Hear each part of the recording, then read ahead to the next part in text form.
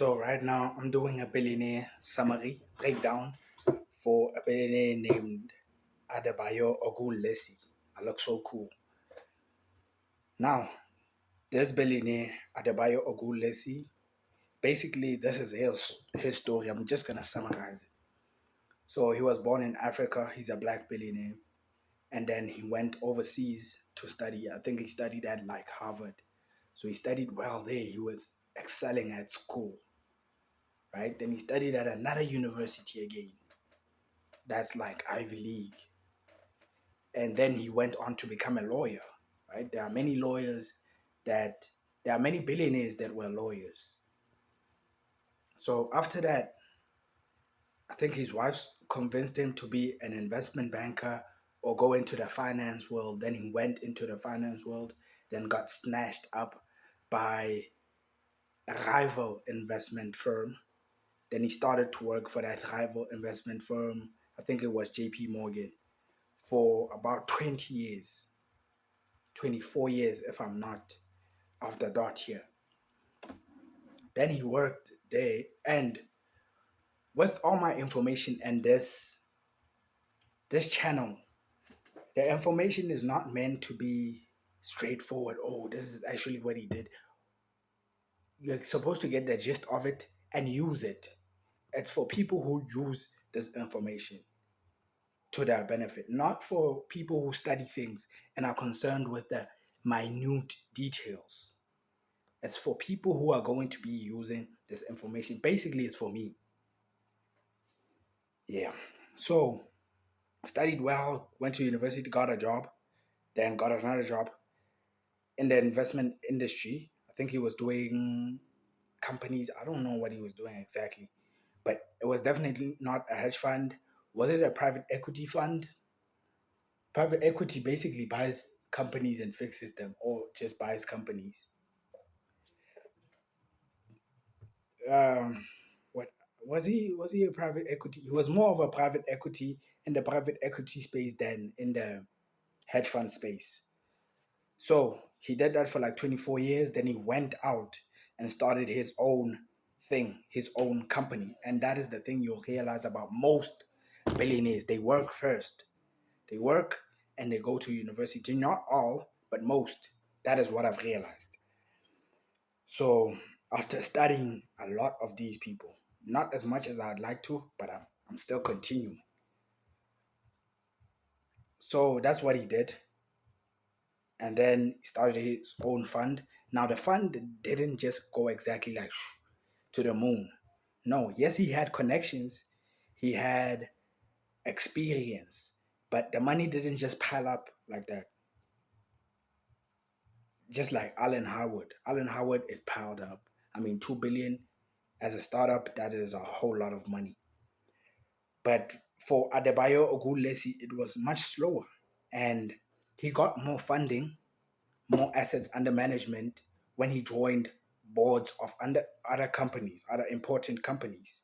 So he joined boards of other companies, and obviously that opened a network for him, a network of rich people that can invest in his company.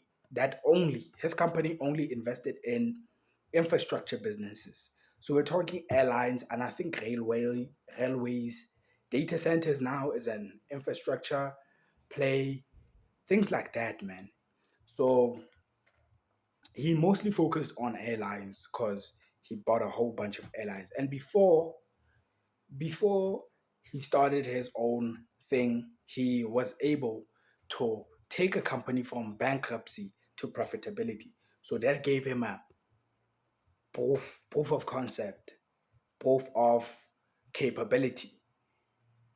And then he started his own thing after that. So as he joined these boards of other companies, other important companies, the funds under management, the assets under management grow. Then he sold it. He sold the company, which is GIP Global Infrastructure Partners. I think that's the name. Many of these things are not important, like the names, the minute details. I'm not focused on the minute details here. I'm focused on the overarching things. Because most people, Even I didn't know how many of these billionaires made it, like in detail. This is as detailed as anyone needs it to be.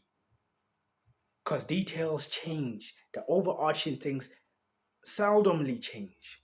So continuing on with his story, he so it's university, it's work, it's then get a major breakthrough in something, like do something that is wow or get some proof of concept, and then open your own thing, and then find a way to get investors using your track record and whatnot. So that is the story, and I think I'll end it there because there's not much. Oh, he sold the company. He sold the company for less than $20 billion, and the company GIP, his company, was managing more than $100 billion in AUM when he sold it. So I'm like, I think that's a bad move. He sold it to BlackRock, but that might be another play on something because now he's a partner or a big thing at BlackRock. So that might be a positioning move or something like that. Because to sell a company that has $100 billion in AUM for less than $20 billion, I think he sold it around about 10 billion. So yeah, that is that. So now he's working for BlackRock. Coolio, that is the story of Adebayo Ogunlesi. If you want to follow him, you're just gonna have to go to school, go to university, the top universities, or even not the top, right? Just go to a university and excel, do very well, and get hired at a firm, a hedge fund, a quant fund, an investment firm, a bank, I don't know. You'll choose. And then after work there for a lot of years, build proof of concept, build connections at that job, and then after that, you're gonna start your own business that is related to what you were doing here. Start that business, get those connections to invest in you, use other people's money, and then go. That is the method behind Adebayo Ogunlesi. Hope you have learned Coolio.